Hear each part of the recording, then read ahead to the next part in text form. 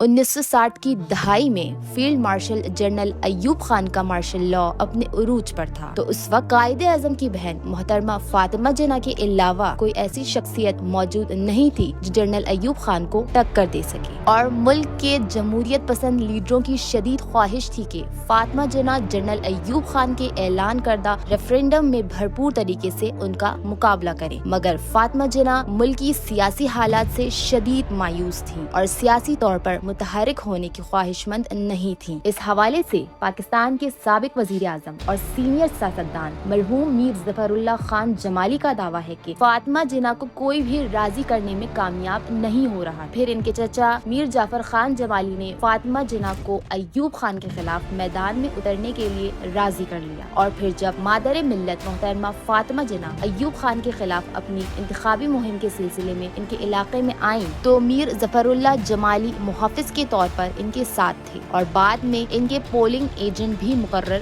ہوئے۔ میر ظفر اللہ خان جمالی کی سیاست میں انٹری کی بھی ایک دلچسپ کہانی ہے۔ پیپلز پارٹی کے بانی ذوالفقار علی بھٹو میر ظفر اللہ خان جمالی کے چچا میر جعفر خان جمالی کو اپنا سیاسی مرشد مانا کرتے تھے۔ 7 اپریل 1967 کو جعفر خان جمالی کی وفات کے موقع پر جب ذوالفقار علی بھٹو رجحان جمالی گئے تو میر ظفر اللہ خان جمالی کے والد شاہ نواز جمالی سے انہوں نے کہا کہ اس گھرانے سے سیاست کے لیے مجھے ایک فرد دے دیجیے، جس کے جواب میں شاہ نواز جمالی نے ظفر اللہ جمالی کا ہاتھ ذوالفقار علی بھٹو کے ہاتھ میں دے دیا تھا۔ یہیں سے 26 سالہ میر ظفر اللہ خان جمالی نے باقاعدہ عملی سیاست میں قدم رکھا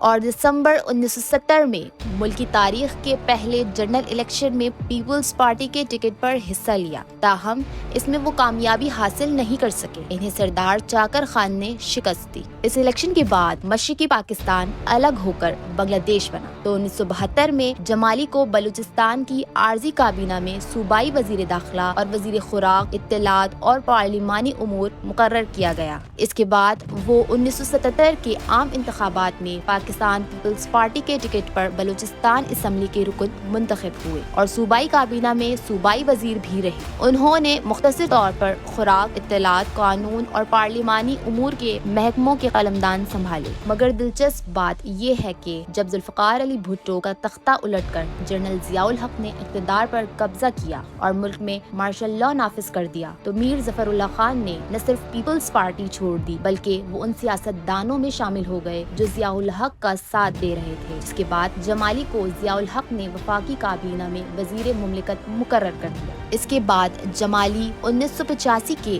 غیر جماعتی عام انتخابات میں نصیر آباد کے حلقے سے بلا مقابلہ قومی اسمبلی کے ممبر منتخب ہوئے اور انہیں وزیر اعظم محمد خان جنیجو کی وفاقی کابینہ میں شامل کر کے وفاقی وزیر برائے پانی و بجلی کا قلمدان دیا گیا۔ 29 مئی 1988 کو صدر جنرل ضیاء الحق کی جانب سے آئین کے آرٹیکل 58(2)(b) کے تحت وزیر اعظم جنیجو کی حکومت برطرف کرنے کے بعد میر ظفر اللہ خان جمالی کو بلوچستان کا نگراں وزیر اعلیٰ مقرر کیا گیا۔ اسی دوران جنرل ضیاء الحق کا طیارہ کریش ہوا اور وہ ہلاک ہو گئے تو میر ظفر اللہ خان جمالی نے فوراً پیپلز پارٹی جوائن کر لی، جس کے بعد نومبر 1988 کے عام انتخابات میں وہ پیپلز پارٹی کے ٹکٹ پر دوبارہ بلوچستان کی صوبائی اسمبلی کے رکن کے طور پر منتخب ہوئے اور ایک بار پھر بلوچستان کے وزیر اعلیٰ کے منصب پر فائز ہو گئے، مگر ایک بار پھر انہوں نے پیپلز پارٹی سے راہیں جدا کر لیں اور نواز شریف کی کشتی میں سوار ہو گئے اور 1990 کے عام انتخابات میں قومی اسمبلی کی نشست کے لیے حصہ لیا، مگر وہ پیپلز پارٹی کے ہی امیدوار سے شکست کھا گئے، جس کے بعد وہ 1993 کے عام انتخابات میں پاکستان مسلم لیگ کے ٹکٹ پر پیپلز پارٹی کے نامزد امیدوار کو شکست دے کر دوبارہ رکن صوبائی اسمبلی منتخب ہوئے، جس کے بعد ایک دفعہ پھر انہیں 9 نومبر 1996 سے 22 فروری 1997 تک بلوچستان کا نگراں وزیر اعلیٰ مقرر کیا گیا۔ اس کے علاوہ وہ 1994 اور 1997 میں سینٹ کے رکن بھی رہے۔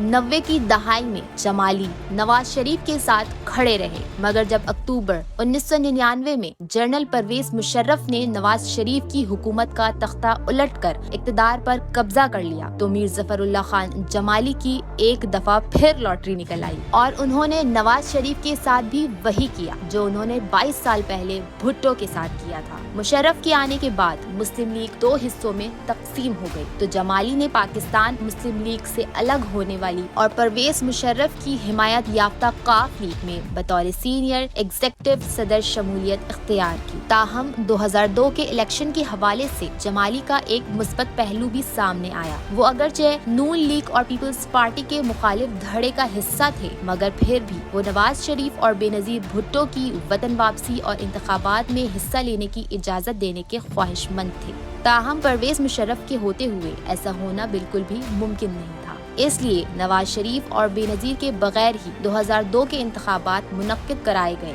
जिनमें मीर ज़फ़रुल्लाह खान जमाली अपने हलके से दोबारा कौमी असम्बली के रुकन मुंतखब हुए और फिर वो हुआ जो शायद किसी ने भी सोचा नहीं था। जनरल परवेज मुशर्रफ ने जमाली को वजीर आजम का उम्मीदवार नामजद किया और फिर उनकी हिमायत से 23 नवंबर 2002 को वो कौमी असम्बली की 342 नशिस्तों में से 188 वोट हासिल करने के बाद पाकिस्तान के 13वें वजीर आजम बन गए। अहम बात ये थी कि मीर ज़फ़रुल्लाह खान जमाली बलूचिस्तान से ताल्लुक रखने वाले पहले सियासतदान थे जो पाकिस्तान के आला तरीन ओहदे तक पहुँचे थे। ताहम इनका वजीर आजम बनने का अमल भी एक दिलचस्प मरहला साबित हुआ, क्योंकि इलेक्शन के बाद किसी भी पार्टी के पास वाज़ेह अक्सरियत नहीं थी। इसलिए हुकूमत बनाने में कुछ दिन तक सख्त मुश्किलात पेश आईं, मगर फिर सूरत हाल उस वक्त बदल गई कि जब पीपल्स पार्टी 2 धड़ों में तकसीम हो गई और पैट्रियट नामी धड़े ने मुस्लिम लीग काफ की हिमायत का ऐलान कर दिया, जिसके बाद काफ लीग ने MQM, MMA और पीपल्स पार्टी पैट्रियट के साथ मिलकर हुकूमत बनाई और जमाली वजीर आजम बन गए। ताहम 26 जून 2004 को मीर ज़फ़रुल्लाह खान जमाली वज़ारत उज़्मा के मनसब से मुस्ताफ़ी हो गए। जमाली सियासी मैदान के साथ साथ खेलों के मैदान में भी खासे मुतहर्रिक रहे। वो पाकिस्तान हॉकी के बहुत करीब रहे। वो 1984 के लॉस एंजलिस ओलंपिक्स में पाकिस्तानी दस्ते के सरबराह थे और उन्होंने पाकिस्तान हॉकी फेडरेशन में चीफ सिलेक्टर की जिम्मेदारी तवील अरसे तक निभाई। वो सन 2004 से 2008 तक पाकिस्तान हॉकी फेडरेशन के सदर के ओहदे पर फाइज रहे, लेकिन 2008 के बीजिंग ओलंपिक्स में पाकिस्तानी टीम की मायूस कुन कारकर्दगी के नतीजे में साबिक खिलाड़ियों ने उन्हें सदर के ओहदे से हटाने की मुहिम चलाई और